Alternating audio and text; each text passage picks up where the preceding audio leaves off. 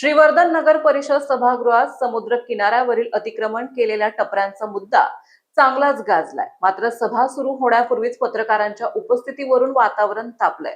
उपनगराध्यक्षांनी सभागृहात पत्रकार उपस्थित असल्याबाबत यांना कोणी बोलावले असा प्रश्न उपस्थित केलाय। यावर मुख्याधिकारी यांनी अधिनियमातील तरतुदी दाखवून दिल्यानंतर पत्रकारांना सभागृहात बसण्यास परवानगी देण्यात आली। विशेष म्हणजे मागील 10 वर्षे नगरसेवक आणि विरोधी पक्षनेते म्हणून कार्यरत असताना संबंधितांना या नियमांचा विसर पडल्याची चर्चा रंगली। नगरसेवक भावेश मांजरेकर यांनी समुद्र किनाऱ्यावरील स्टॉल भाड्याने देण्यात आल्याचा आरोप करत प्रशासनाला जाब विचारला। सभागृहात टपरीधारक आणि घोडागाडी चालकांमध्ये झालेल्या हाणामारीची चित्रफीत दाखवण्यात आली, ज्यामुळे किनाऱ्यावरील अनियंत्रित व्यवसाय आणि कायदा आणि सुव्यवस्थेचा प्रश्न निर्माण होत असल्याबाबत चर्चा झाली। चर्चेनंतर समुद्र किनाऱ्यावरील व्यवसायासाठी स्थानिकांना प्राधान्य देण्याचा निर्णय घेण्यात आला।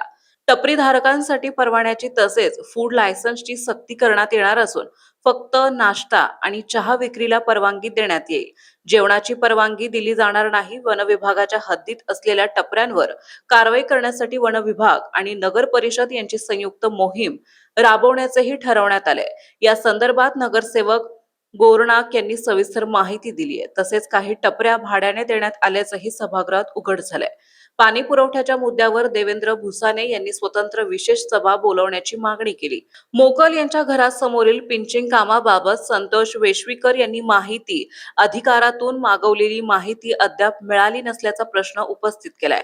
संबंधित रस्ता फॉरकॉन कंपनीमुळे खराब झाल्याने त्या कंपनीकडे दुरुस्त खर्च वसूल करण्यासाठी पत्रव्यवहार करण्याची मागणीही करण्यात आली आहे। तसेच भावेश मांजरेकर यांनी आस्थापनेतील कर्मचाऱ्यांच्या हालचालीची नोंद ठेवण्याची मागणी करत प्रत्येक कर्मचारी आपल्या पदानुसार काम करत आहे की नाही याबाबतची सविस्तर माहिती सभागृहात सादर करण्याची मागणी केली आहे।